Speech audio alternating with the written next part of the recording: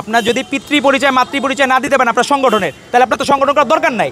আপনি কোনো কিছু সাধারণ শিক্ষার্থী সেজে যান। আমরা কখনো গুপ্ত রাজনীতি করি নাই।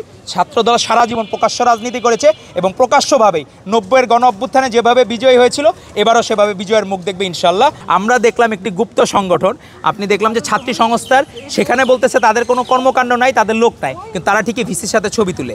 এই যে পক্ষপাতমূলক বিষয়, যে কারা যাচ্ছে কেন যাচ্ছে, প্রত্যেকের জানার অধিকার আছে বাংলাদেশের নাগরিকের। আপনি যে সংগঠনই করেন, আপনি কোনো কিছুর আওতা বহির্ভূত না, আপনি আওতাযুক্ত। আপনাকে জবাবদিহিতার মধ্যে থাকতে হবে আপনি কোন সংগঠন করেন, আপনার দায়িত্ব কে নেবে। আপনি এক সময় কোনো সময় মব সৃষ্টি, আপনার সাধারণ শিক্ষার্থী হিসেবে মব সৃষ্টি করছেন, আপনি একটি বিশেষ সংগঠনের। তো সেই ধারাবাহিকতা বাংলাদেশের মানুষ আর দেখতে চায় না।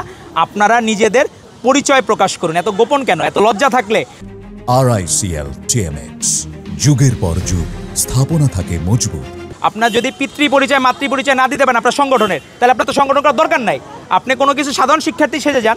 আপনি মাঝে মাঝে মব সৃষ্টির সময় সাধারণ শিক্ষার্থী, আর যখন কোনো কিছু আয়োজন করা হবে তখন আপনি শিবিরের ব্যানারে চলে আসবেন বা ইসলামপন্থী কোনো সংগঠনের ব্যানারে চলে আসবেন। এগুলো দুঃখজনক। আপনারা প্রাউড ফিল করেন, যাই করেন প্রাউড ফিল করেন। ছাত্রদল বন্ধুকে নলের মুখে বলেছে ছাত্রদল করি, আপনারা কেন কার্পণ্য বোধ করেন? আর কার্পণ্য বোধ করলে সংগঠন করা তো আপনাদের দরকার নাই।